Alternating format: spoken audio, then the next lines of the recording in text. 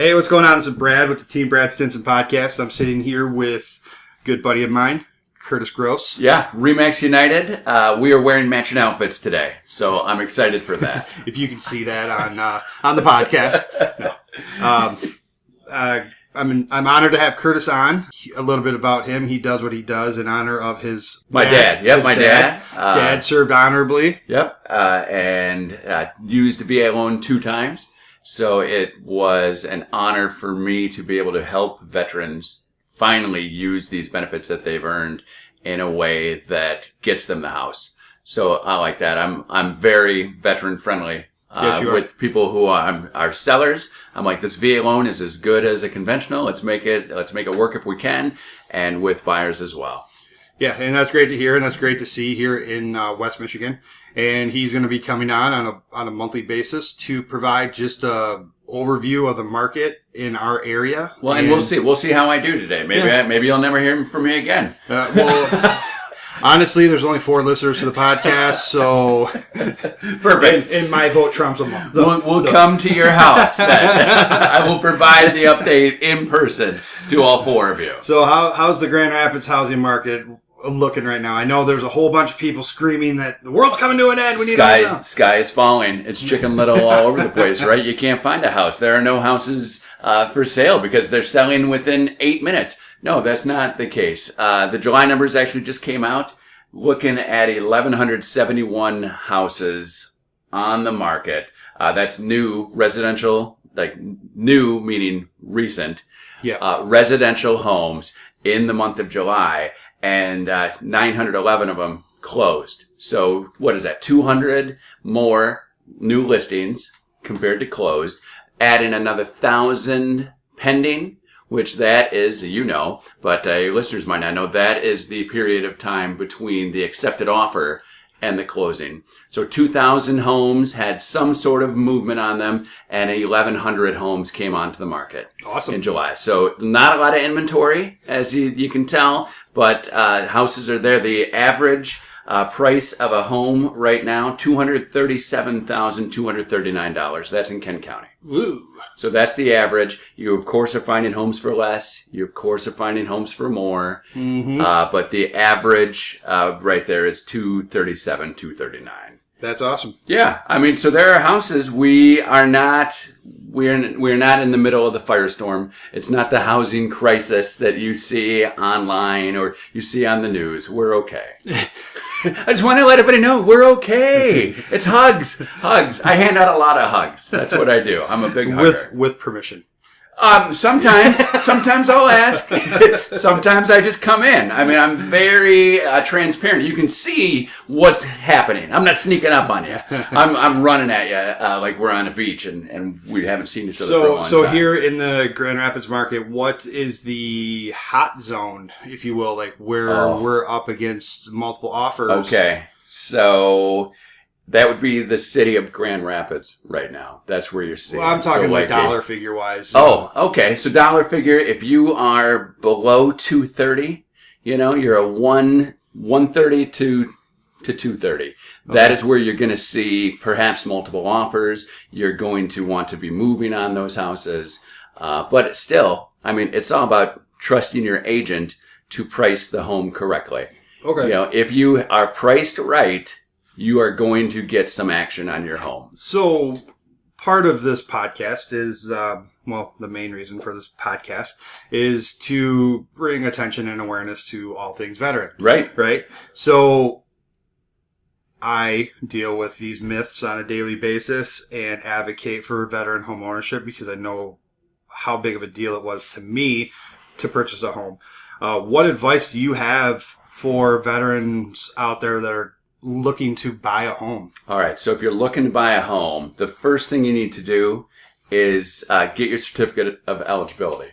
Bingo! That says to the entire world, I can use my VA benefits. Because I am a veteran and I'm qualified and I am eligible. Yes. Eligible. Now, I'm glad you said qualified. Okay. I didn't mean to set you up for that, but there is a distinct line in the sand, and I want to clear this up right now.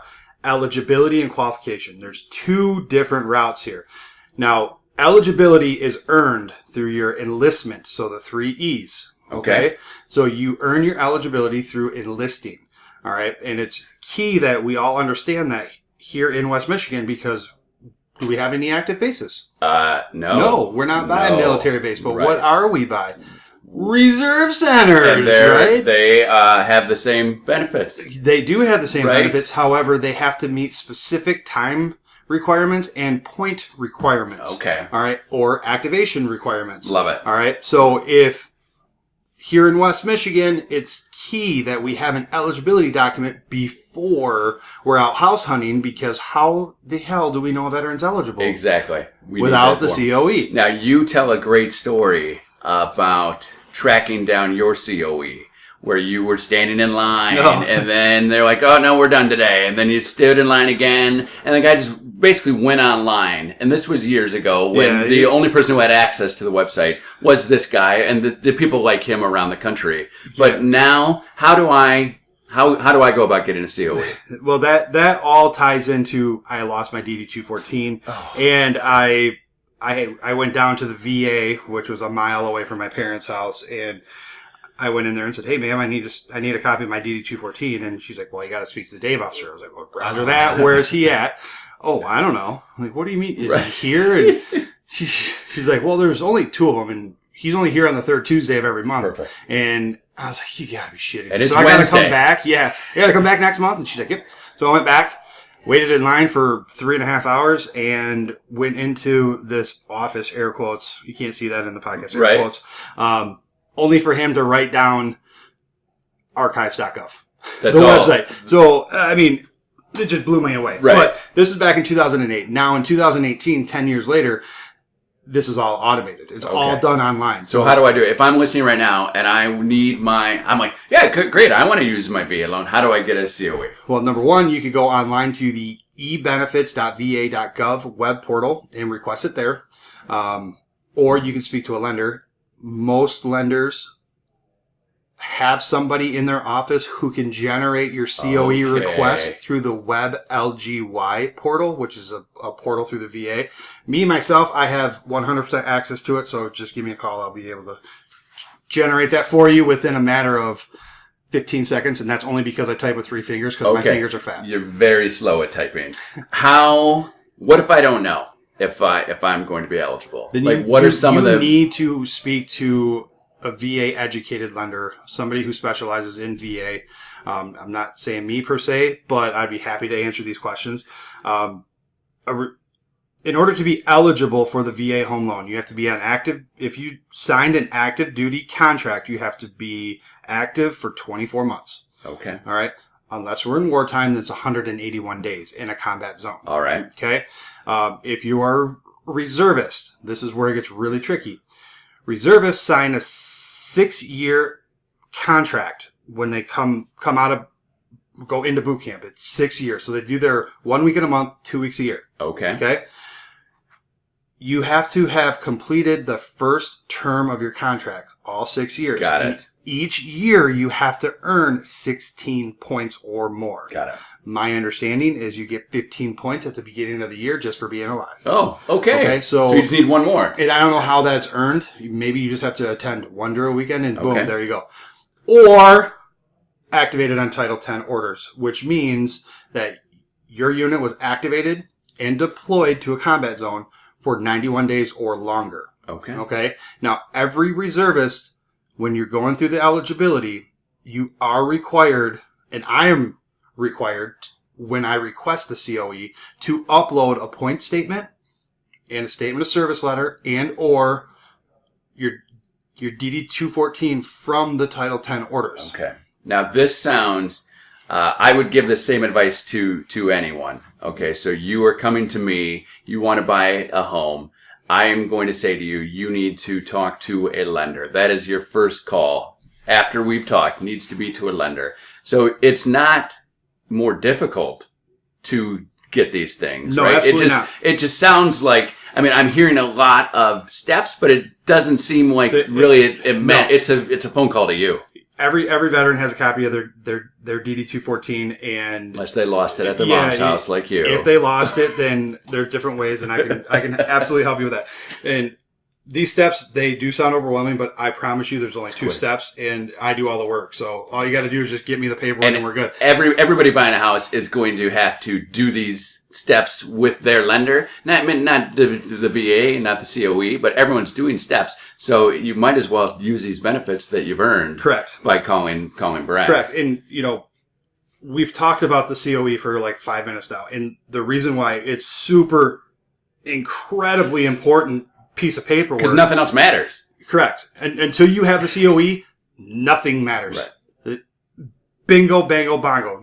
A VA home loan will never, ever, ever, ever, ever, ever close without a COE. Second thing I want to say to somebody who's going to be using a VA loan, I want to know what their lender is charging them.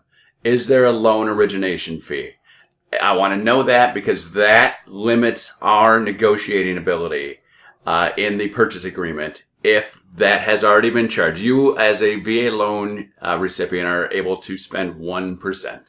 Correct. If your loan already cost you 1%, then you are asking the seller to pay every one of your fees. Yeah. They have to pay for everything. So you want to find a VA loan lender like this guy over here who charges 0 origination fee. Well, okay, so yes and no. Okay, so the loan origination fee, this is a long explanation to really briefly summarize what Curtis is saying here, is the VA puts a cap or limit on the amount that realtors, lenders, and everybody involved in the transaction can charge a veteran. Anything above and beyond the cost of business is not allowed to be charged. Right. Okay, so all these charges are called the loan origination fee, and it's capped at 1% of your loan amount. Okay, there's two ways to charge that origination fee. The first one being the flat method, or one shot, one kill, meaning you, as a lender, I charge the veteran 1% flat rate, and that veteran pays that $2,000, $3,000, whatever that fee is. And if that is applied, the veteran can no longer pay for any other fees, period. Got nothing. VA doesn't give a shit who pays for it. It's just not the veteran. Okay. The other way to charge that fee is a collective method, meaning you could charge a collective amount of up to 1% of all fees. And this comes directly from the VA Circular 26-14-10, in which the VA only requires itemized items. So, love it. Me as a lender, the cost of doing business for me is $900, leaving an additional whatever left over to help pay for the fees, which therefore makes your offer more competitive in this super competitive market. Exactly. Correct? Exactly. Yes. If you are coming to a seller and you're saying, here's our offer, and, we are going to request seller's concessions, meaning the seller is going to give you money at the closing table. That's a rough one sometimes to stomach. And then you even factor in the fact that our purchase agreements have a discriminatory language or words in there regarding the VA home loan, which it's only partly true. Right. So it states that the seller is going to be responsible for all the costs, including a termite inspection. Correct. Which that's less than $100. And if you are able to do the collective way of getting this money, you can work that into that. Yeah. So you take those negatives and turn them into a positive. So if you're not charging that flat a 1% fee, then we can pay for the pest and termite, therefore drawing attention to your offer. Yes. Making it stand out of the 8, and boom. Exactly. I'm not saying it works every time, but we've had pretty good success over the last couple of months with it. And because as someone who's using a VA loan, that doesn't mean that you are weak. You are not bringing perhaps as much money to the table as somebody using a conventional loan, but you're on just as firm a ground. Yeah, well, I mean, my counter to that is, can you honestly put a $sign on valor? There you go. Can you put a $sign on the fact that we were willing to lay down our life for this country? No, you can't. We've earned the right to put 0 down, and by God, we're going to freaking do it if we want to. Love it. And that's for a whole nother podcast in itself. All right, so let's wrap this up here. Housing market. We got a fantastic market. How many, you gave me a great stat yesterday. Okay. How many homes went live on Friday, August? Okay, so 29th we or were whatever. heading into Labor Day weekend, and that's the end of the housing, right? I mean, summer's over. Nobody's buying. Nobody's selling. 75 houses on Friday. Yeah, 70. Like they before went Labor live? Day, 75 went live. Jeez. New active homes on Friday before Labor Day. Right there. I mean, people are still buying houses. People are still selling houses. You will find the house that you want. You just got to get qualified from a lender. Find a realtor who will take you around, who will find you these houses, and who is not afraid of the VA loan. Yep. And bring on the ones that are. Exactly. Bring them on to me. I will gladly myth bust with them and actually spread the truth. You stand in front of those rooms, and you just see people like, no, this isn't gonna. And then by the end of the presentation, they're out there, they're singing and high fiving. Wait, so you're telling me? You know, I think the best one was I had a listing agent, which I don't. Hey, Mr. Listing Agent, this is Brad Stinson, VA Home Loan Specialist. How are you? Oh, no, thank you. Hey, do you have? My question to him is, do you have any experience in the VA home loan? And he goes, son, I've been a realtor for 32 years. It's like, okay, that's not what I asked. Awesome. You know, so you do or do not have experience with the VA home loan. Well, what's his credit score? Yeah, give me a break. Right. Nope.